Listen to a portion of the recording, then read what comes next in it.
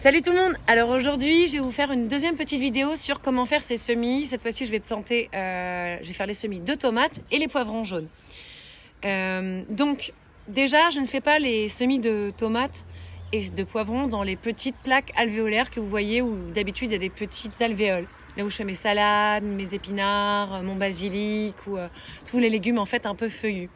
Là c'est ce que j'appelle les légumes fruits. Donc aujourd'hui aussi on est en fin, bientôt d'ici quelques heures, on est en fin du dernier jour en biodynamie du jour fruits. Et on va commencer demain, donc le 19 février et le 20 février, le jour racine en biodynamie. Donc c'est là où est-ce qu'on fait les jours, les semis qui correspondent au jour. Voilà, bon les biodynamiques c'est encore autre chose. Je reviens sur les semis. Tout simplement, vous prenez du terreau. Donc là ici, vous allez faire ça en deux temps. Enfin, en tout cas, c'est comme ça que moi je le fais. Je prends juste une poignée de terreau. Vous voyez, mon terreau, il est uniforme. Il n'est pas hétérogène avec des gros morceaux de bois. Donc des fois, dans certains magasins, on trouve des terreaux qui sont pas vraiment de très bonne qualité. Ça va avoir tendance à se compacter et regarder derrière les nutriments qu'il y a et regarder si c'est bio. Dans ce terreau, eh bien, il y a des tout petits morceaux comme ceci. Où est la caméra? Attendez, je suis perdue. Voilà. Vous voyez là, eh bien ça c'est des petits copeaux de bois ou des petits copeaux de noix de coco. Et donc ça permet de retenir un peu l'humidité dans la terre. Donc moi dans ma serre, très vite j'ai les 30 degrés même au mois de février. Donc voilà, je prends mon petit truc, mon petit pot. Et là en fait, là pour le coup, c'est la seule fois où je tasse mes semis, la terre. Donc je vous fais voir. Le but c'est de remplir la moitié du pot. Et donc de bien remplir vers le bas. Là de tasser, ok ?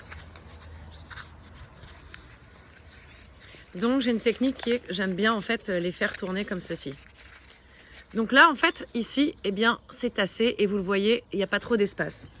Donc là la moitié de mon pot est remplie. Et donc ça qui est vide, je vais rechercher les aléas du direct.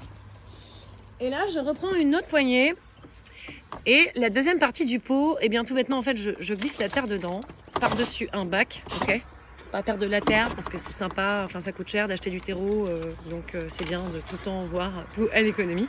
Et là vous voyez, tout bêtement je remplis et en fait avec ma paume, eh bien je fais comme ça. Alors cette méthode je l'ai appris en Asie.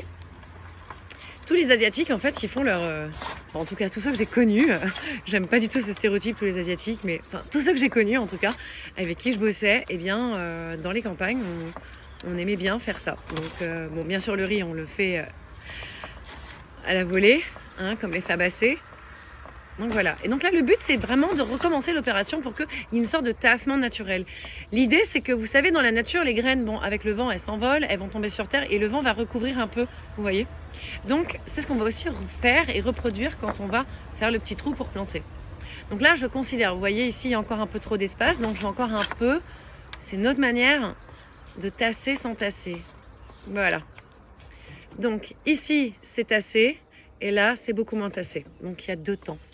Toujours mon histoire de crayon, toujours cette histoire de 5 mm à 1 cm en plein milieu.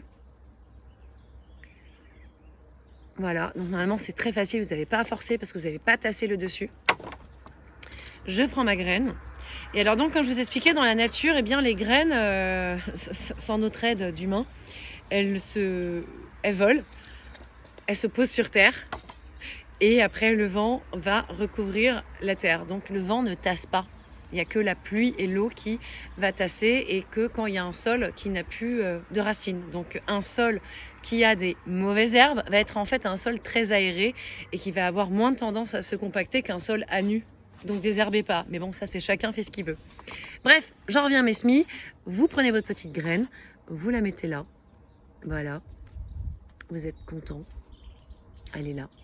Et là, surtout, en fait, vous allez juste, en fait, refermer comme ceci. Ouais, vous mimez le vent. En tout cas, moi, je fais comme ça. Et donc, vous tassez pas.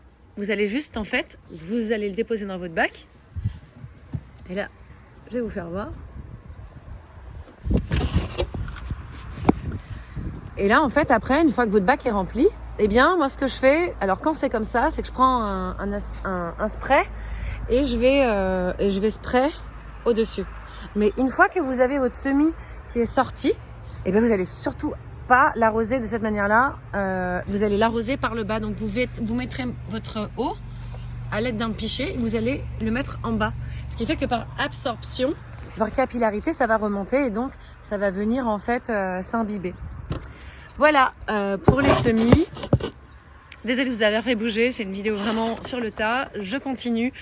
Merci en tout cas pour tout. Allez, à bientôt. Salut et bon semis.